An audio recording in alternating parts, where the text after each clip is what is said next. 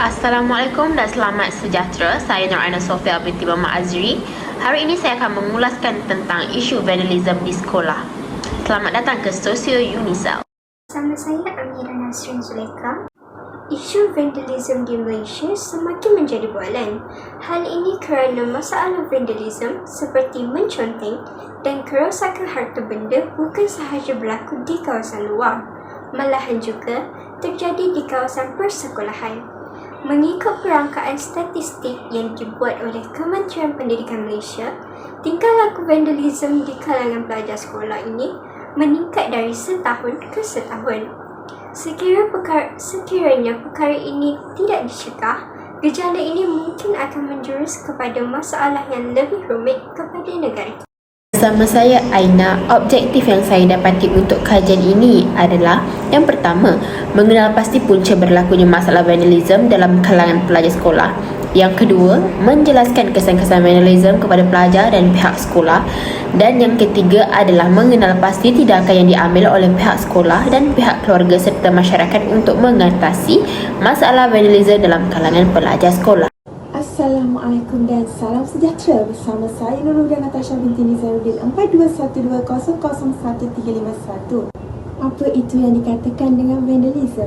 Vandalism adalah mereka yang membuat sebarang perubahan seperti melukis, menanda, mengecat, menampal, merosakkan atau mengotorkan harta benda awam tanpa mendapat kebenaran dari mana-mana pihak. Kini gejala vandalism di negara Malaysia dikatakan semakin menjadi-jadi. Gejala vandalism ini seringkali berkait rapat dengan pelajar sekolah. Hal ini disebabkan oleh golongan pelajar ini bersikap mudah untuk terpengaruh dengan sesuatu gejala atau budaya yang tidak sihat, terutamanya budaya dan gejala vandalism. Vandalism yang membawa maksud kepada perbuatan yang akan membinasakan atau merosakkan harta benda awam atau juga harta benda orang lain. Menurut Kamus Dewan Bahasa dan Pustaka pada edisi keempat menyatakan vandalism merupakan salah satu yang dikategorikan sebagai jenayah moral. Jenayah moral yang tidak mengenal tahap umur dan ianya seringkali dikatakan mudah terjebak di kalangan pelajar sekolah. Golongan muda pada masa kini yang terlibat dalam masalah ini tidak sedar bahawa perkara yang merosakkan harta benda itu tidak langsung mendatangkan manfaat kepada mereka. Malah ianya merupakan perkara yang sia-sia. Mereka hanya fokus kepada rasa ingin bebas daripada kongkongan hidup dan tidak memikirkan langsung tentang daripada perbuatan yang mereka lakukan. Sekian berita ringkas daripada saya, Nurul dan Natasha binti Nizaruddin. Sama saya, Asia Ibrahim. Perubatan vandalism dalam kalangan pelajar berpunca daripada pengaruh rakan sebaya. Rakan sebaya dapat mempengaruhi anak-anak dalam melakukan perbuatan salah laku. Ini kerana pelajar biasanya lebih mudah meniru dan terpengaruh dengan rakan sebaya. Pengaruh rakan sebaya akan mencorahkan sikap, nilai dan tingkah laku pelajar. Lebih-lebih lagi pelajar yang tercicir dan menghadapi masalah keluarga. Selain itu juga, ibu bapa dan keluarga juga menjadi punca terdorongnya vandalism dalam kalangan anak-anak. Sebagai contoh, ketika memandu ibu bapa membuang sampah merata-rata tanpa menghiraukan kebersihan alam sekitar. Setengah anak yang terlibat dalam gejala vandalism berasal daripada keluarga yang bermasalah atau keluarga yang mengamalkan budaya hidup negatif. Selain itu, kurangnya kawalan dan bimbingan yang sempurna daripada ibu bapa juga punca utama mendorong anak-anak terjebak dalam gejala negatif ini. Pengaruh media massa juga mempunyai kesan yang amat kuat dan sukar sekali dielakkan. Paparan negatif dari filem-filem atau rancangan dari barat yang mempunyai unsur-unsur pelakon ke arah vandalism boleh mempengaruhi anak-anak melakukan vandalism. Anak-anak juga gemar meniru dan terikut-ikut dengan perkara yang berlaku di sekeliling mereka, termasuk media massa. Apatah lagi tanpa bimbingan dan tunjuk ajar sewajarnya. Salah satu punca lain mendorong berlakunya vandalism adalah disebabkan oleh sikap apati atau tidak peduli, jika boleh dikatakan sebagai individualistik dan materialistik masyarakat. Sikap setengah masyarakat kini yang mementingkan soal kebenaran dan tidak mengambil peduli terhadap isu-isu sosial menyebabkan masalah tersebut berlaku. Vandalism ini telah memberi impak kepada masyarakat dan juga negara. Hal ini kerana perbuatan vandalism telah menyebabkan beberapa kesan yang perlu ditanggung oleh segelintir pihak, seperti pihak berkuasa yang terpaksa mengeluarkan perbelanjaan yang bukan sedikit untuk membaiki serta menggantikan kemudahan-kemudahan yang telah dirosakkan. Gejala vandalism akan mempengaruhi keamanan dan kesejahteraan bagi sesebuah negara yang sedang membangun dan maju. Dengan kata lain, pihak kerajaan, institusi, keluarga dan media massa perlu bekerjasama antara satu sama lain supaya vandalism dapat diselesaikan dengan lancar dan efektif.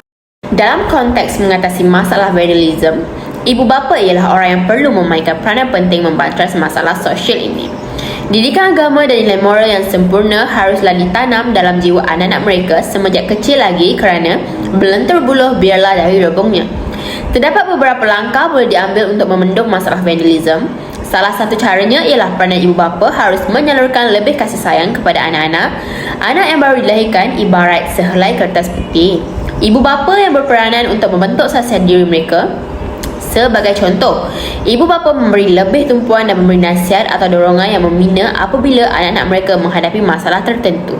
Tindakan pihak sekolah juga amat penting. Pihak sekolah patut melaksanakan peraturan sekolah secara lebih tegas terhadap pelajar yang melakukan vandalism.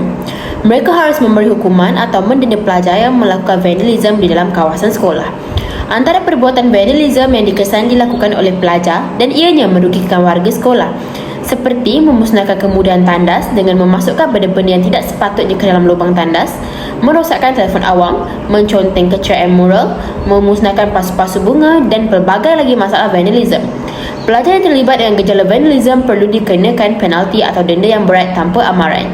Tidak lupa juga tindakan masyarakat yang menggunakan harta benda awam bersama. Masyarakat tidak harus berpeluk tubuh sahaja apabila gejala vandalism meningkat dengan berleluasa di kawasan perumahan mereka.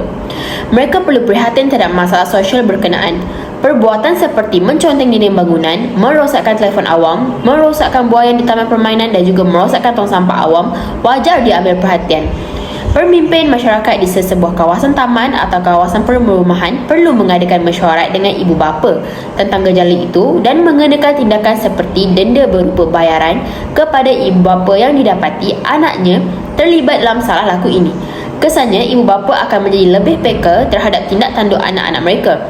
Konsep menjaga tepi kain perlu ditanam dalam kalangan masyarakat agar masalah vandalism yang merugikan negara ini dapat dibantras dengan sebaik-baiknya.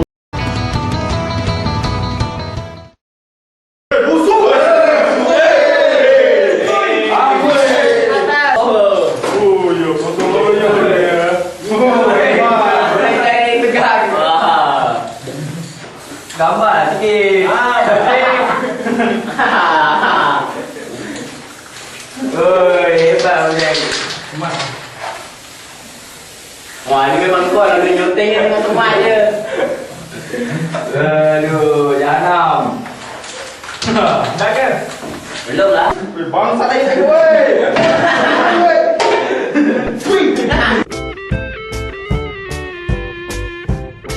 Sebelum saya mengakhiri berita pada hari ini, ibu bapa, guru, pihak sekolah dan masyarakat setiap daripadanya mempunyai peranan penting dalam mendidik anak-anak. Bab kata peribahasa, hanya jauhri yang mengenal maknikum, di mana ibu bapa memandangkan peranan paling besar dalam mendidik anak-anak serta membentarasi vandalisme yang berlaku. Seperti semua orang tahu, vandalisme ini turut memberi impak besar kepada negara serta kehidupan masyarakat. Jadi, sebagai negara yang harmoni, kita wajarlah terus berganding bahu untuk membentarasi vandalisme supaya dapat menjaga nama negara pada masa akan datang. Bersama saya, Nur Fatah Ibrahim. Sekian, terima kasih.